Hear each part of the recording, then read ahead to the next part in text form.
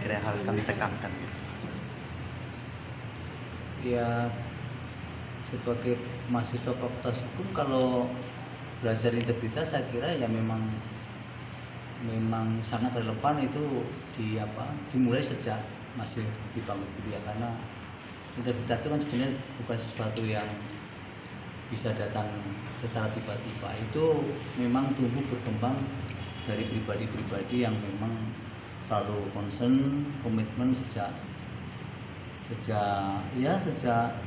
sebelum punya jabatan. Kalau ada di mahasiswa ya misalnya sejak, karena integritas kan tidak dalam konteks ketika orang punya jabatan saja. Dalam kehidupan sehari-hari itu berkaitan dengan integritas, etika, unggah-ungguh, sopan santun, itu kan hal yang tidak bisa dipisahkan dari syarat untuk menjadi bagian dari kehidupan bersosial. Integritas juga diperlukan ketika kita bersosialisasi dengan lingkungan, dengan masyarakat, dengan mahasiswa, dengan para dosen, para pejabat di universitas. Satu pertanyaan lagi dari saya, Bapak, izin sebelumnya. Apakah bisa diberikan sebuah kata-kata penenang kepada publik untuk sekiranya bahwa MK ini sedang aman-aman aja kok? Apa ya itu ya? Ya, kita sebenarnya tidak dalam posisi untuk menjustifikasi itu. Sebenarnya kan sebagaimana yang disampaikan di forum tadi, kalau yang bisa menilai bahwa MK hari ini seperti apa itu ya sebenarnya publik ya. Tapi kalau itu yang dimintakan, ya saya boleh jujur bahwa MK sampai sekarang dalam keadaan baik-baik, dan sejak dulu pun sebenarnya dalam keadaan baik-baik. Karena hakim tidak ada yang menyuruh atau kemudian dipengaruhi supaya menjatuhkan putusan seperti itu, seperti ini, termasuk putusan-putusan yang viral, yang heboh, dan putusan yang lain sekalipun. Jadi hakim selalu dalam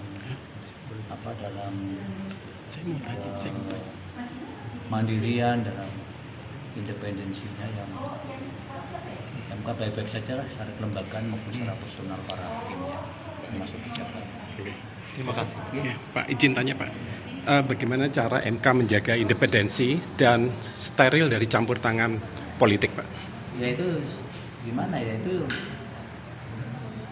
komitmen untuk selalu bisa memisahkan antara ini berkaitan dengan kewenangan judisial yang memang betul-betul tidak bisa dipengaruhi siapapun, dengan pergaulan bersosialisasi baik antar lembaga negara, baik dengan masyarakat sekitar, bahkan dengan NGO, dunia kampus, akademisi, ya masing-masing bisa dipisah, ditempatkan pada proporsinya masing-masing. Ketika sedang menjalankan fungsi sebagai hakim berkaitan dengan judicial, ya betul-betul itu hal yang sangat independen yang tidak bisa dipengaruhi siapapun.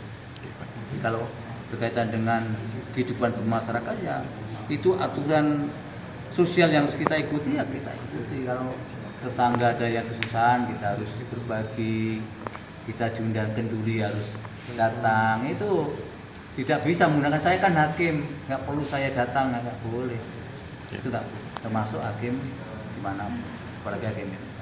Hakim MK itu kan hakim pengadilan konstitusional, bukan hakim yang mengadili kasus konkret.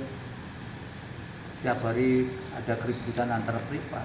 Hakim konstitusional yang hakim mengadili hak-hak warga negara seluruh yang ada di pelosok negeri kita ini. Jadi memang hakimnya rakyat, hakimnya warga negara. Oke, siap Pak.